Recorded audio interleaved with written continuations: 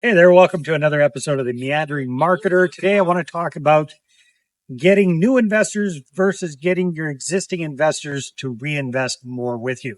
So you probably heard the statistic that it's actually 7 times easier, faster, and cheaper to get an existing customer, or in our case, an existing investor, to invest more money with us versus going out and getting a brand new one.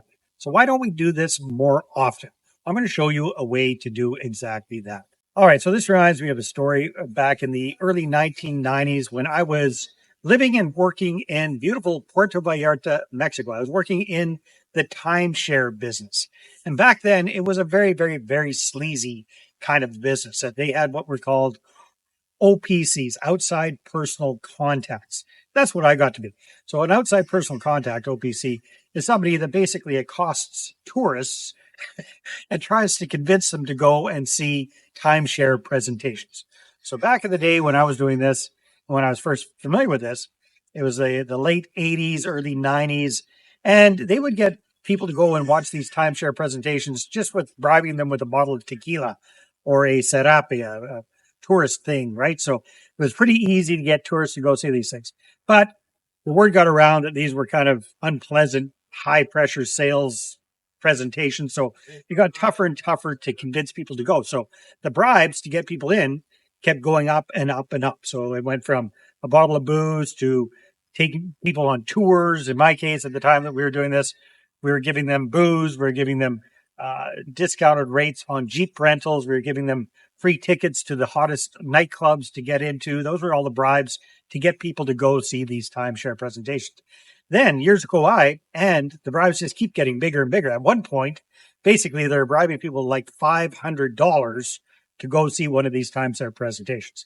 Now, the last 10 plus years, it's completely changed. Now, if you go to a place like Puerto Vallarta, you hardly ever get accosted by anybody trying to get you to see a timeshare presentation like that. Does that mean that the business is dead? No.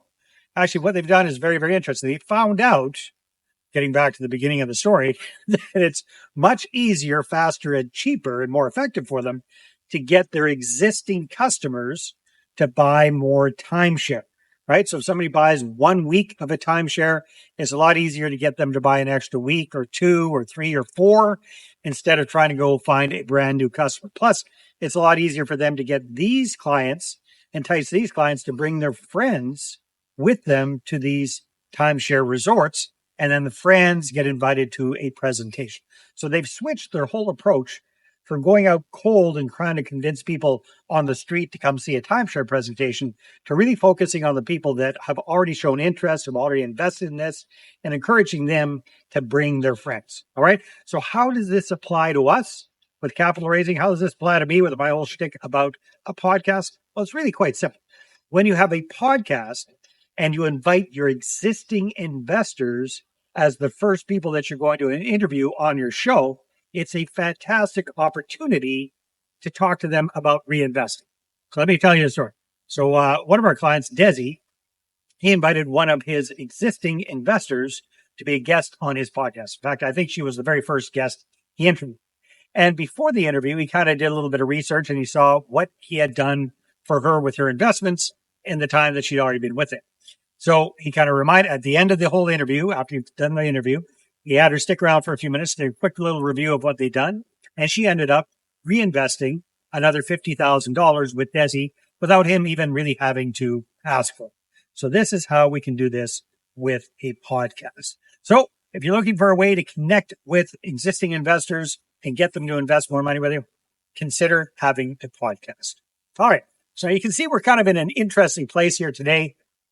What's this called, baby? This is the drunken buildings here in Amsterdam. We're in the Netherlands. This is a fascinating city for my first time.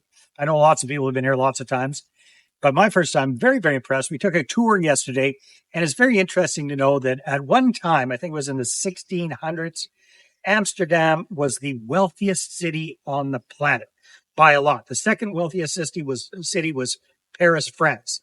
And at that time, Amsterdam was actually, I think it was 4 or 6 times wealthier than the second most wealthy city.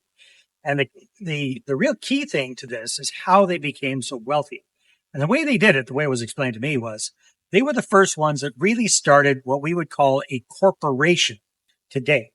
So they got a whole bunch of people. They started a company, a corporation, the Dutch East Indies Company, to do trade in China and India and all of these places. And all of the people of the city, or a lot of the people of the city, each put in some money into this deal to finance all of this. And they got shares in the company. And that way they were able to raise a lot of capital, a lot of money, a lot more than any one particular rich merchant could do by themselves. And they were able to launch, instead of launching 1 or 2 or 3 ships, they launched 20 or 30 ships to go trading, smaller ships. So that way, if 1 or 2 or 3 sunk or got captured by pirates, the rest of the fleet was intact.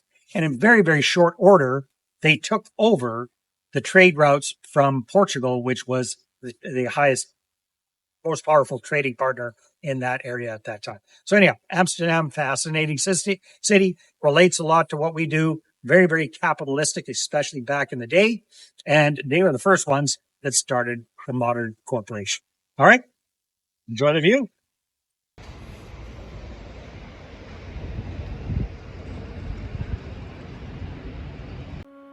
This episode is brought to you by the Stellar Success Podcast, hosted by Dr. Tudor Francu. Discover conversations with exceptional medical professionals who are reaching new professional, personal, and financial heights. Listen now at stellarsuccesspodcast.com.